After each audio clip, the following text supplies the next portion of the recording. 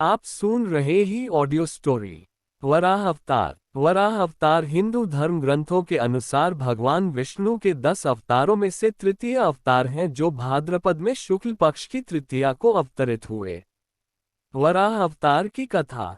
हिरण्याक्ष और हिरण्यकशिपु ने जब दिति के गर्भ से जुड़वा रूप में जन्म लिया तो पृथ्वी कांप उठी।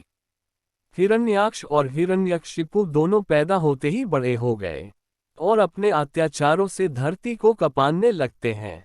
यद्यपि हिरण्याक्ष और हिरण्यकशिपु दोनों बलवान थे, किंतु फिर भी उन्हें संतोष नहीं था। वे संसार में अजेयता और अमरता प्राप्त करना चाहते थे। हिरण्याक्ष और हिरण्यकशिपु दोनों ने ब्रह्मा जी को प्रसन्न करने के लिए बहुत बड़ा तप किया। उनके तप से ब्रह्मा जी प्रसन्न हुए। ब्रह्मा जी से अजेयता और अमरता का वरदान पाकर हिरण्याक्ष उद्दंड और स्वेच्छाचारी बन गया। वह तीनों लोकों में अपने को सर्वश्रेष्ठ मानने लगा। हिरण्याक्ष ने गर्वित होकर तीनों लोकों को जीतने का विचार किया। वह हाथ में गदा लेकर इंद्रलोक में जा पहुंचा। देवताओं को जब उसके पहुंचने की खबर मिली तो वे भयभीत होकर इंद्रलोक से भाग गए। देखते ही देखते समस्त इंद्रलोक पर हिरण्याक्ष का अधिकार स्थापित हो गया।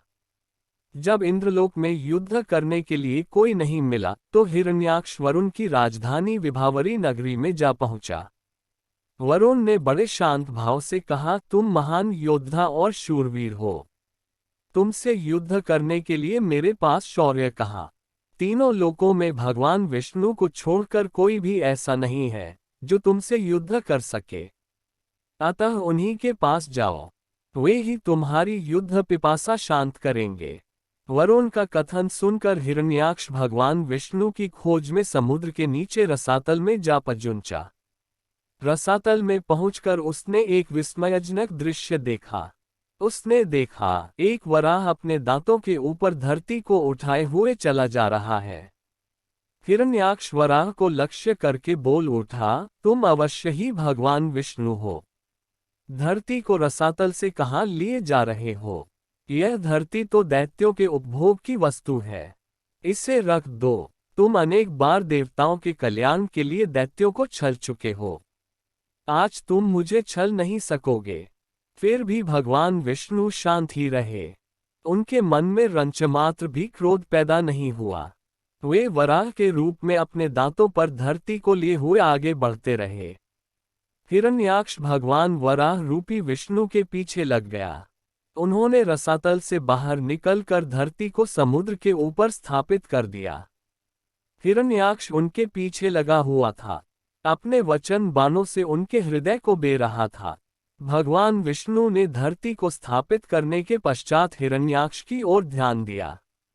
उन्होंने हिरण्याक्ष की ओर देखते हुए कहा, तुम तो बड़े बलवान हो। बलवान लोग कहते नहीं हैं, करके दिखाते हैं।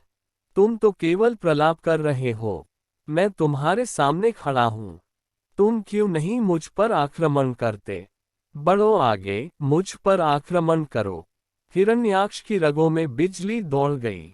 वह हाथ में गदा लेकर भगवान विष्णु पर टूट पड़ा। भगवान के हाथों में कोई अस्त्र शस्त्र नहीं था। उन्होंने दूसरे ही क्षण हिरण्याक्ष के हाथ से गदा छीनकर दूर फेंक दी। हिरण्याक्ष क्रोध से उन्मत्त हो उठा। वह हाथ में त्रिशूल लेकर भगवान विष्णु की ओर झपटा। भगवान विष्णु ने शीघ्र ही सुदर्शन का आह्वान किया। चक्र उनके हाथों में आ गया। उन्होंने अपने चक्र से हिरण्याक्ष के टुकड़े टुकड़े कर दिए।